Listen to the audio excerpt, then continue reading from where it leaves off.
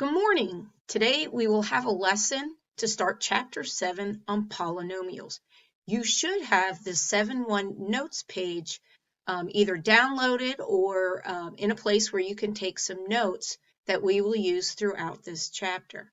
What we're going to start out with today is we're going to start out with just remembering this idea of having a number to an exponent. That will be the basis of this chapter. So we remember that b is what we call the base. That is the big number. E is the exponent. That is the little number. Big thing to keep in mind moving forward, I cannot mix big numbers with little numbers, and I can't mix little numbers with big numbers. I can only bring together big numbers with big numbers and little numbers with little numbers. And also that idea of like terms will prevail throughout this chapter. So let's get started. So what is a polynomial? A polynomial is a math expression that can take on many forms. You've been using polynomials all year long, all right? So we just have not defined it as a polynomial, the same as the math expression.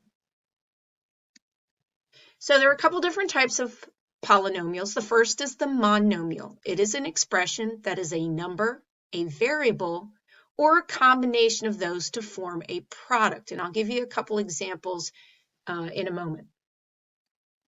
The second kind of polynomial is a binomial. Root of the word being bi, like in bicycle, is a math expression that contains two monomials joined by addition or subtraction. That's the key piece, addition or subtraction. We also have a trinomial, which is a math expression that contains three monomials joined by addition or subtraction. All of these are forms of polynomials, okay? So I can use the word polynomial to describe them all, but we do have three that are specifically described. We don't have a quadnomial or a quinnomial. Anything over three terms will we refer to as a polynomial. So let me give you a couple examples of what these might look like. So a monomial, again, is a number. It's a variable, or it's a combination of the two. So these are three basic monomials. Remembering that the 3x example is multiplication. It is the product of 3 and whatever that value of x might evaluate to. Now I can expand on that. It certainly can include negative numbers. Right here is a monomial. All right, certainly different variables. So x squared y is a monomial. That is the product of x to the second power times y and any combination thereof. What is not a monomial is something that would be a variable over a variable. So this is not a monomial. Those are two monomials that are being divided by each other. And so that in itself would be a different form. Okay. A binomial is going to be taking two monomials and joining them with addition or subtraction. So x plus 5 is an example of a binomial. Negative x plus y is a binomial. We've been working with these for a while. X squared y plus 3 is a binomial. Trinomial, then, as you can imagine, having three monomials, okay, joined again by addition or subtraction. So maybe x squared plus x plus 2. Maybe we have something crazy like x squared y plus 3x minus 41z to the third power. Okay, anything that contains three terms, three separate monomials, as you can see. So let's dive into some of our examples.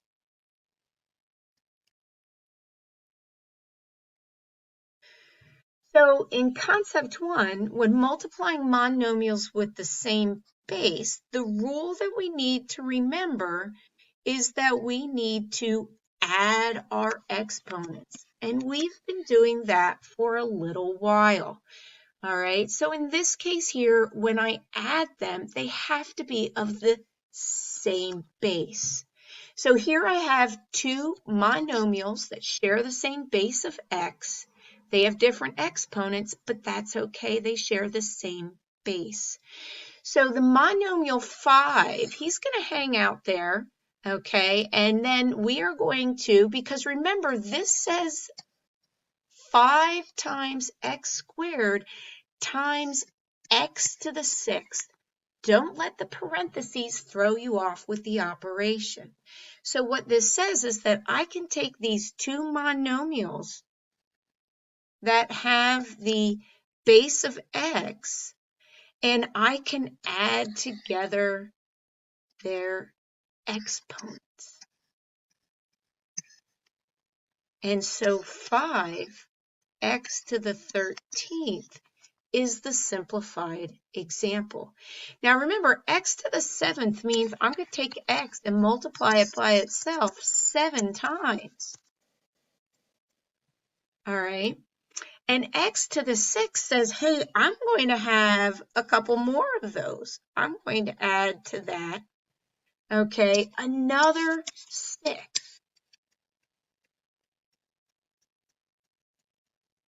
So altogether, if I add them all together, I get 13 x's. So that is where the x to the 13th comes from. The shortcut is the rule saying that I can add those exponents together if they have the same base. So let's take a look at example 2, a little bit more involved in terms of all of the terms that are in there. All right, so I have two monomials, okay, being multiplied by each other. Here's the first monomial. Here's the second monomial. We already know that this implies that there's multiplication between all of this. Okay, so I could actually drop out the parentheses. And those things that are alike are the things that I can bring together through multiplication. Well, we know we have 4 times -7. Those are alike. I have two a's that are alike, so I have a times a to the 2nd, and I have two b terms, b to the 6th times b to the 3rd. So my rule says that if I have like bases, then I can add together their exponents. So we know that 4 times -7 is -28. Since I have two like bases of a, I can add those together. A without an exponent is a to the 1. Remember, we don't write the implied 1. So I have a to the 1 plus 2, all times b to the 6 plus 3, because they have like bases. So if I simplify that, then I have -28 times a to the 3rd times b to the 9th. So let's try our next concept. So what I want to summarize before we do that is whenever I have like bases, I can add the exponents together. So if I, again, have something like xy times xy squared, I can take my like bases, and they are each to the first power. So I have x to the 1 plus 1, which is x squared, and I have y to the 1 plus 2, which is y cubed. Let's move on. So concept 2 says when finding the power of a power, we will multiply. So we're going to multiply the exponent. So take notice to how this one is a little different than our previous two examples. I actually have an exponent being taken to another exponent.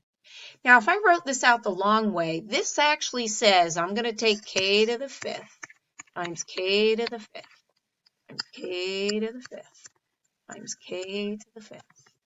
k to the 5th. And I'm going to do this 9 times.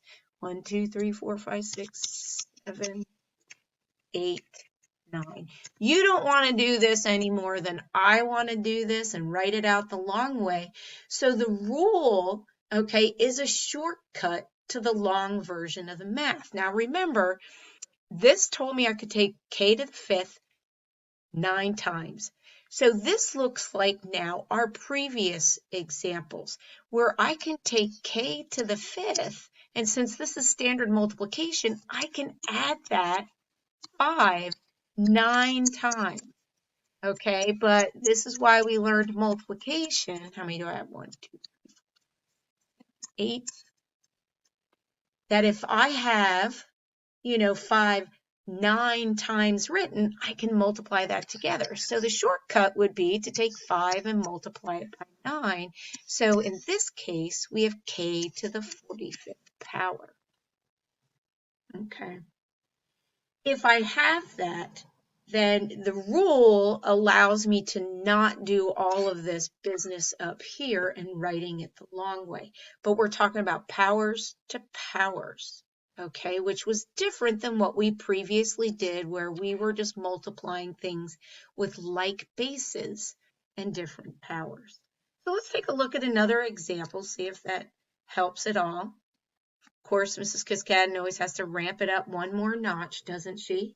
So here we have a base, which is 3, to the power of 2.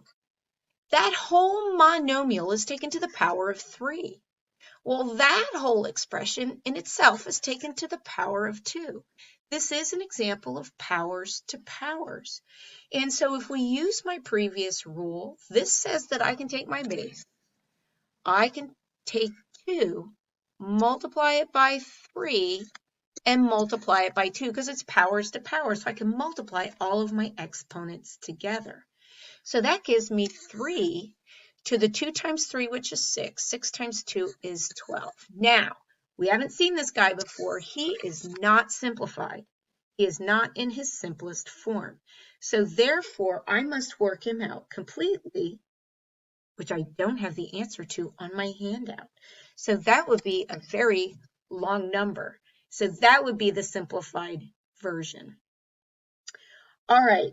So rather than move on to the third concept, okay, I want you to, I'll give you one more example here. So if I had 2 to the 1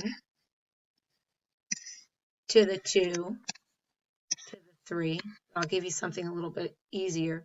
I can take 2 to the 1 times 2 times 3, which is 2 to the 6. We know 2 to the 6 is taking it 2 times. 2 times 2, 6 times. Okay, well, I know 2 to the 5th is 32, so 32 times 2, this is going to equal 64. This is the simplest answer. All right, on to our last concept. And that is to find the power of a product, you need to find the power of each factor. And so what we're going to do here is, if we recall, this means I'm going to take this 3 times.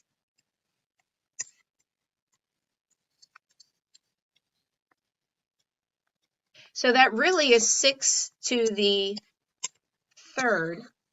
It is A to the 3rd, and it's B to the 3rd. Okay, to some degree, I can use this idea of distributing that 3 to each term inside, because remember, these are each 3 individual terms inside of the expression here, the monomial. Okay, so this would be 216. We don't know A, so it stays as A to the 3rd. We don't know B, so it stays B to the 3rd. All right. So if I had one more example to share with you for this, I'm not going to do the last example. He is a monster, but I'll do part of it for you. We have this guy right here. Okay, so I'm going to distribute out that 2 to everybody. 4 times 2, 3 squared, x squared, y to the 8th. Final answer is 9.